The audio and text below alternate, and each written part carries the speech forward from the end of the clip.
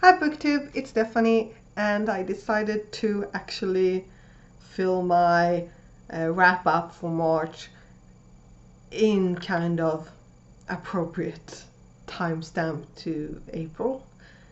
Awkward, whatever. So the first book that I finished in March was Magic Burns by Alona Andrews. This is the sequel to Magic Bites, which follows Kate Daniels, and this is the Kate Daniels series. Now in this one we have a well, magic came back, and when it did, a lot of shit went down. But in this particular volume there is this flare coming, and during these flares magic in pairs gets more and more powerful, and it happens very quickly, very fast, and then technologically takes over again. And when it's in the middle of the flare, it is as the most powerful gods and other 100% magical creatures can enter our world. And this takes place during one of those. This one took place in a couple of days, and we learned things about this flare and the mystery in this book as Kate did, which made it feel a bit more realistic, because she doesn't know everything. She has some references that she mentioned in it, but then she looks things up, and I like that about her. And the banter between Kate and Curran, A+. My favorite part, however, was I need to find it. Yeah, I just needed to find the perfect place. With an effort of will that must have taken a year of his life, Curran curled his finger into a fist and lowered his hand instead. The universe had proven Curran wrong. A person who aggravated him more than me did, in fact, exist. The perfect sentence. I loved it. And yeah, I am currently reading the sequel to this one. And then I finally finished, that time I got Reincarnated as a Slime, volume 12. And Rimuri is leaving the human country and is traveling to his own, the Tempest Forest. And in this one we also have events that takes more place in the Tempest Forest. So unlike most of the other volumes in which we are solely focusing on Rimuri, and then we might have a couple of scenes or a page or two with other characters, or as Rimuri is being told something or is telling something, this one was a bit more of a mix, which obviously just made my hackles go up, because it really, okay, what's gonna happen? This was really intense, and the way this is a cliffhanger. Just saying, it's a huge cliffhanger, and I have also finished the 13th volume in April. But yeah, this one was really good. A little bit more of a bridge, but still I really enjoyed it, and I gave it 4 stars.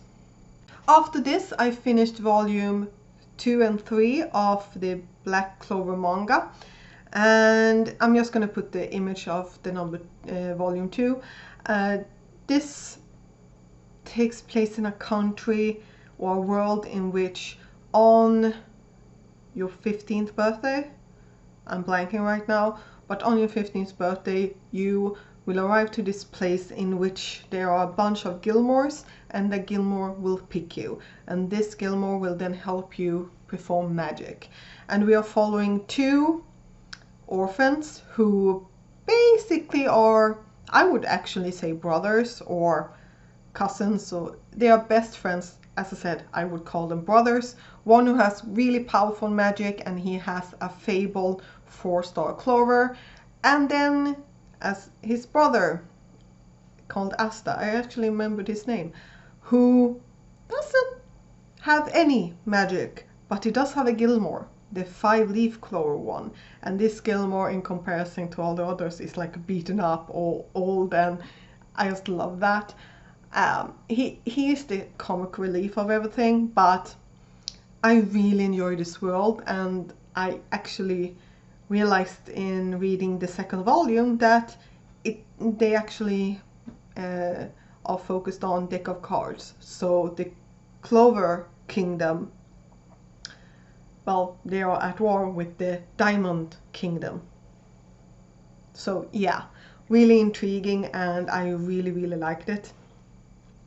And yeah, I also really like the relationships and the fact that they are meeting each other. And yes, we're also meeting some entitled rich kids who, yeah, who really does not like the fact that two orphans from the peasant world actually managed to get all these recognitions that they are.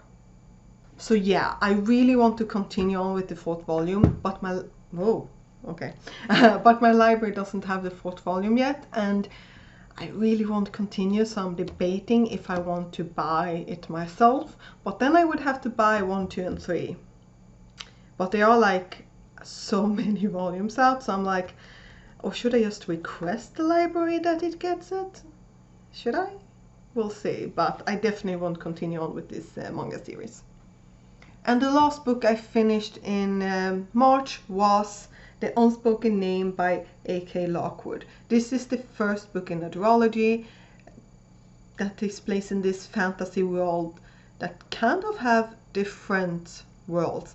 They are traveling through these gates to other worlds, and it's like a thing you do trade this way and things like that. And this book starts off with Solveig, who is a priestess who's supposed to be sacrificed, or yeah, she's supposed to be sacrificed because she is the bride of the Unspoken One. And she gets help from this magician or whatever, an exiled ruler of another city, to escape. And he then trains her and basically has her as his assassin. And how to put this? This definitely have triggered. This is grooming in this one. It's clear as day grooming and icky age differences and things like that, even though it took me way too long to figure that one out. She had really fun with me defending that, oh, it doesn't have to be like that. I'm error Ace. I'm blaming it on that. But it was okay. I probably will continue on with the second book if it comes to my library and I see it. It's not something that, unless I really feel like it, I probably won't be like, oh, I need to continue on with these characters. The author has opened up that she might write more books in this world, and that part I won't mind. But one thing that really bugged me was, well, the relationship felt extremely forced. But what really bugged me was that we don't really see Solveig change. Because we are basically, in the beginning of the book, we see her grow up, we see her change, we see her having friends, we see her learning things and learning language and having trouble learning language. But then all of a sudden, 5 years later, and it's like she hasn't changed at all, or at least we're not shown that she's changed anything. And then there's this other character who, Tal, he's amazing. I love him. He's so done with Solveig. He's honestly done with everything, but he would definitely be the reason why I would like to continue on with this series. But yeah, I might read the next one, but it's not something that I will search for, like, and oh, I need to. Oh, and I forgot.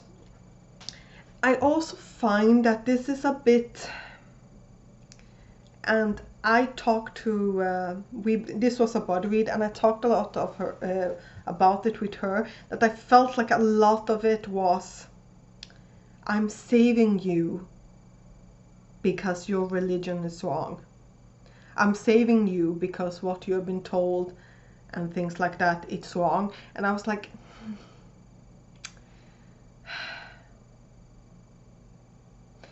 it irked me, and it didn't make me feel comfortable at all. So yeah,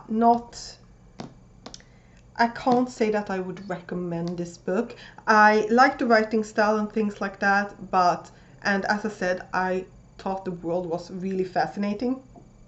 And while I'm not sure if I want to continue with the sequel, I might read the companion books to this series. But yeah. So yeah, those were the 5 books that I finished in March. And I can tell you this, within 5 days I had already finished 5 things for April. So yeah, that's the thing. But yeah, what was your best read for March? Please tell me down below, and I will see you next time. Bye.